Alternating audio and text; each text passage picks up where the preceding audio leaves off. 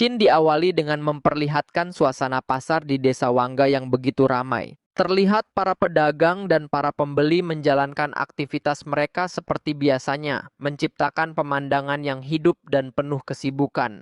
Di sisi lain, tampak seorang pejalan kaki menoleh ke arah samping dengan wajah penuh kekaguman, lalu berkata, "Wah, apakah itu Manor Wangga yang begitu terkenal?" Kemudian diperlihatkan bahwa pejalan kaki tersebut tengah memandangi sebuah bangunan megah bersama dua pejalan kaki lainnya. Bangunan yang sedang dipandangi oleh ketiga pria itu ternyata adalah kediaman megah milik Manor Wangga.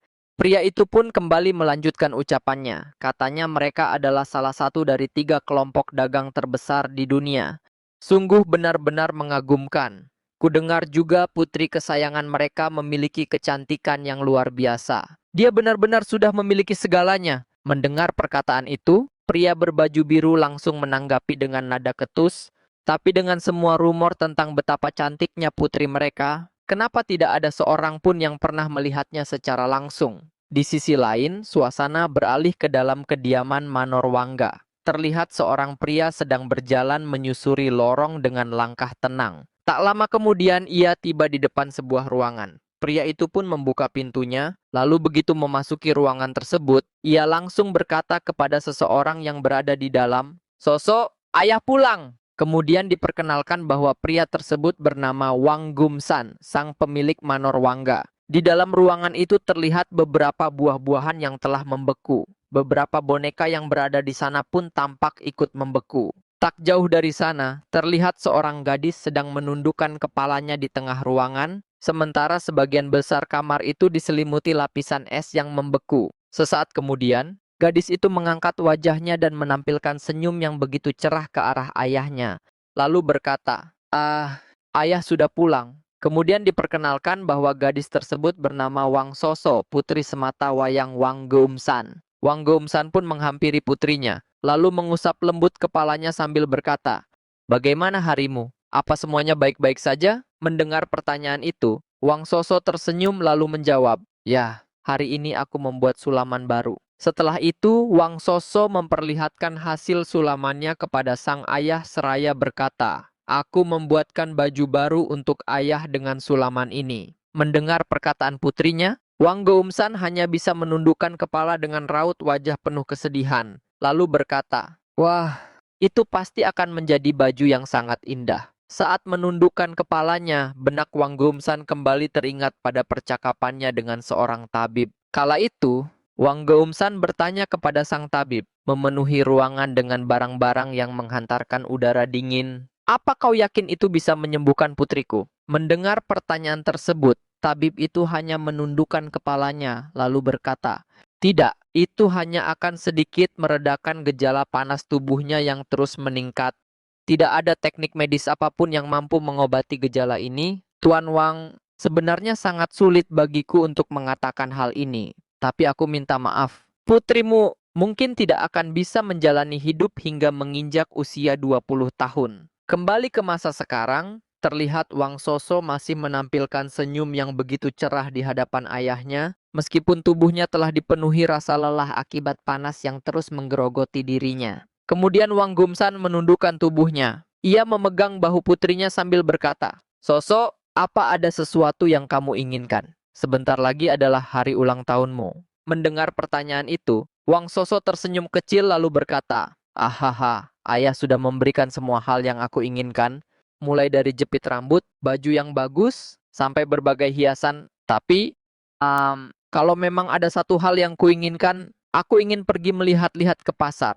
Mendengar permintaan itu, seketika Wang Gumsan terkejut hingga terdiam. Kemudian Wang Soso melanjutkan ucapannya, "Jendela kamar ini semuanya selalu ditutup untuk menjaga suhu dingin di dalam ruangan kan? Jadi, terkadang aku merasa sedikit penasaran seperti apa dunia di luar sana. Ya, aku tahu kalau permintaanku ini terlalu berlebihan." Sesaat setelah itu, Wang Gumsan terdiam selama beberapa saat. Lalu, ia menatap putrinya dan berkata, "Sebenarnya ayah ingin memberitahumu setelah semuanya benar-benar siap. Tapi, ayah sedang menyiapkan sebuah kereta khusus untukmu." Kemudian diperlihatkan, di luar ruangan telah tersedia sebuah kereta kuda khusus yang dibuat sendiri oleh Wang Geumsan demi putrinya, Wang Soso. Wang Geumsan lalu tersenyum hangat kepada putrinya seraya berkata, "Butuh waktu yang cukup lama untuk merancang mekanisme yang mampu menjaga suhu dingin seperti di ruangan ini, tapi setelah semuanya selesai, nanti kamu bisa melihat dunia luar sepuasnya." Tiba-tiba, Wang Soso langsung menghampiri ayahnya dan memeluknya dengan erat. Dengan senyum yang begitu cerah serta mata yang berbinar penuh kebahagiaan,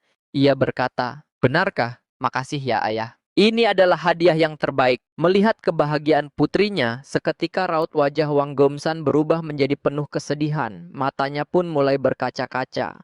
Kemudian Wang Gomsan membalas pelukan putrinya dengan erat sambil berkata, "Soso, demi kesembuhanmu, ayah tidak akan pernah ragu mengeluarkan uang sebanyak apapun." Singkat cerita, sore hari pun mulai menyelimuti kediaman Manor Wangga. Waktu terus berlalu hingga akhirnya malam tiba di kediaman megah tersebut. Kemudian, di dalam kediaman itu, terlihat Wang Geumsan tengah membaca sepucuk surat di kamar putrinya. Isi surat tersebut menjelaskan bahwa seseorang telah menculik putrinya. Begitu selesai membacanya, seketika Wang Geumsan meremas surat itu dengan penuh amarah, lalu berteriak lantang, "Berani sekali orang-orang ini." Singkat cerita, Wang Gomsan kini telah mengumpulkan seluruh penjaga di halaman kediaman Manor Wangga.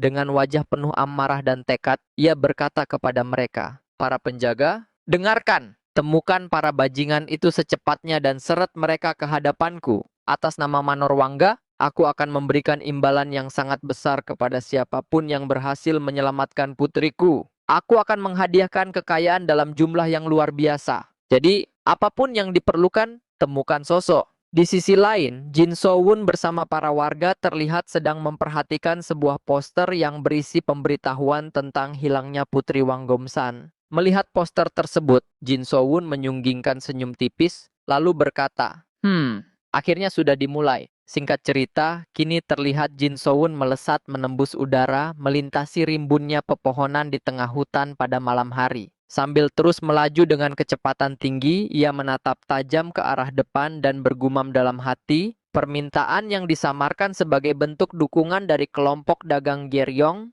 Tidak, lebih tepat jika kusebut sebagai sebuah transaksi. Transaksi itu pasti akan berakhir begitu kami memberikan apa yang mereka inginkan. Sedangkan yang benar-benar dibutuhkan sekte Taiyi adalah dukungan yang sesungguhnya. Misalnya, sesuatu yang dibangun di atas dasar rasa terima kasih yang tulus. Dan sebaiknya cukup besar hingga kami tidak akan menyesal saat meninggalkan kelompok dagang Geryong. Sebuah dukungan besar yang mampu menyelesaikan seluruh masalah keuangan kami. Karena itu, masuklah sang pangeran yang menunggangi kuda putih. Sesaat kemudian, Jin So-won mendarat dengan ringan di atas sebatang pohon sambil mengamati keadaan di hadapannya. Tak jauh di depan, tampak sebuah gubuk tua. Melihat itu, ia berkata, "Ketemu." Sesaat setelah itu, Jin So-won kembali bergumam dalam hati, "Aku sudah mempersempit beberapa catatan yang melibatkan seorang gadis muda di antara berbagai kasus kejahatan yang dilaporkan di sekitar Hefei dan Danau Chao pada masa ini di kehidupan laluku.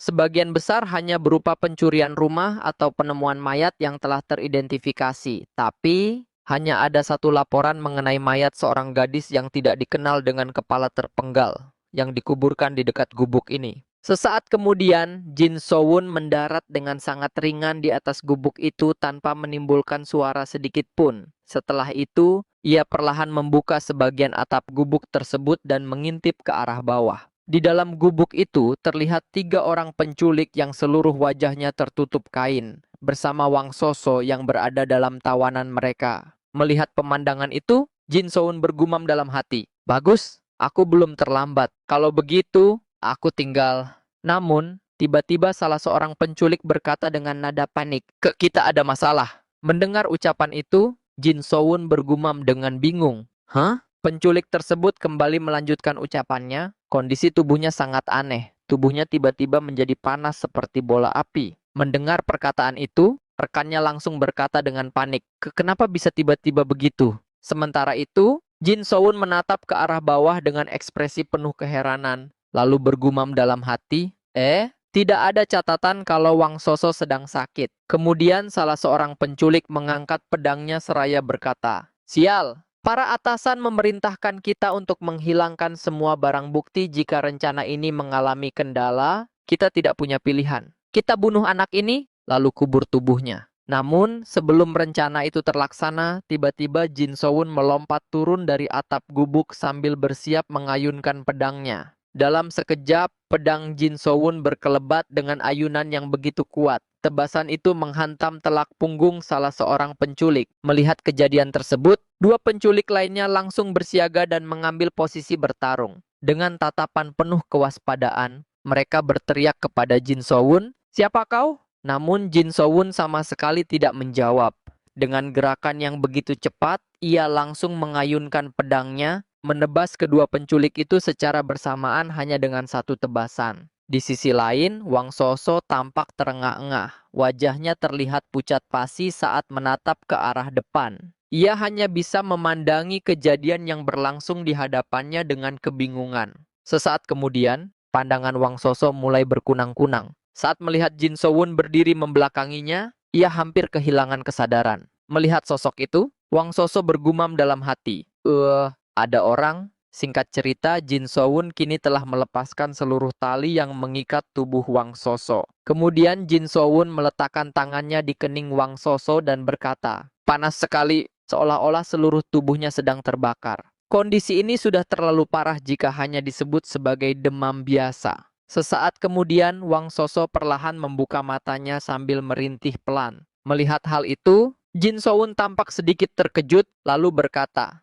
"Ah, kau sudah bangun?" Dengan nada panik, Wang Soso segera bertanya kepada Jin So-won, "Ke kamu siapa?" Mendengar pertanyaan itu, Jin So-won memberi hormat dengan sopan, lalu berkata, "Aku Jin So-won dari Sekte Taiyi. Aku sedang berjalan-jalan santai di sekitar sini. Lalu aku mendengar suara yang mencurigakan dari gubuk ini. Saat kuintip ke dalam, ternyata ada beberapa penjahat yang sedang menyekapmu, nona muda. Sebagai seorang seniman bela diri yang menjunjung tinggi prinsip-prinsip Jianghu, tentu aku tidak bisa mengabaikan kejadian seperti itu." Namun, di dalam hatinya, Jin So-won bergumam, "Hah, bagaimana? Satu-satunya penyelamatmu akhirnya telah datang." Kemudian, tiba-tiba Wang Soso kembali merintih menahan rasa sakit sambil berkata kepada Jin So-won, "Jadi begitu, terima kasih sudah menyelamatkanku. Namaku Wang Soso. Aku akan memberitahu ayahku atas kebaikan ini dan memastikan kamu mendapatkan imbalan." Melihat kondisi Wang Soso yang semakin melemah, Jin So-won berkata, "Sepertinya kau sedang sakit. Aku akan membawamu ke tabib terdekat. Jadi ayo, bangun. Aku akan membantumu." Namun, Wang Soso seketika membentak, "Tidak." Kemudian, sambil bernapas terengah-engah, Wang Soso kembali berkata, Biasanya aku selalu berada di dalam kamarku, sebuah pavilion es. Kalau tubuhku tidak dikelilingi oleh suhu yang dingin, suhu tubuhku akan terus meningkat secara perlahan. Lalu jika aku memaksakan diri lebih lama lagi, semua titik akupuntur di tubuhku bisa terbakar." Mendengar penjelasan itu, Jin So-won hanya menatap kosong ke depan, lalu bergumam dalam hati, "Aku tahu kalau ini bukan sekadar demam biasa, tapi sampai bisa membakar titik-titik akupuntur. Penyakit apa sebenarnya ini?" Kemudian, Jin So-won memejamkan matanya dan mulai menggali berbagai informasi yang tersimpan di dalam ingatannya. Sambil terus menelusuri ingatannya, Jin So-won tetap memejamkan mata dan bergumam, "Penyakit dalam titik akupuntur, demam tinggi." Saat itu, diperlihatkan panah ingatan Jin So-won terus melesat menyusuri deretan rak-rak pengetahuan, mencari informasi yang telah lama tersimpan di dalam benaknya. Sesaat kemudian, Jin So-won kembali bergumam dalam hati. Di antara berbagai dokumen yang kuhafalkan saat berada di aliansi Murim, ada begitu banyak catatan mengenai ilmu pengobatan. Seharusnya ada juga catatan tentang penyakit dengan gejala-gejala seperti ini.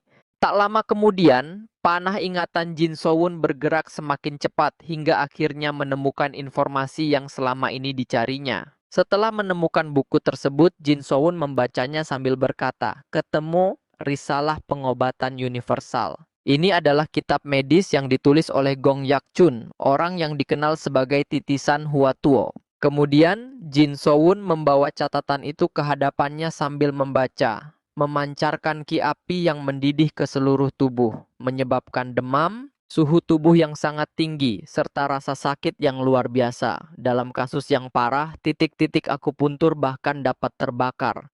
Beberapa orang terlahir dengan kondisi ini secara bawaan. Mendinginkan tubuh menggunakan udara dingin hanya dapat sedikit membantu ketika gejalanya memburuk. Dan kondisi ini bernama solar constitution. Saat mengingat isi catatan tersebut, ekspresi Jin So-won seketika menegang. Dengan nada serius ia berkata, ini bukanlah sebuah penyakit, melainkan kondisi fisik bawaan pada tubuh. Jadi, memang tidak ada yang namanya pengobatan untuk gejala tubuh seperti ini.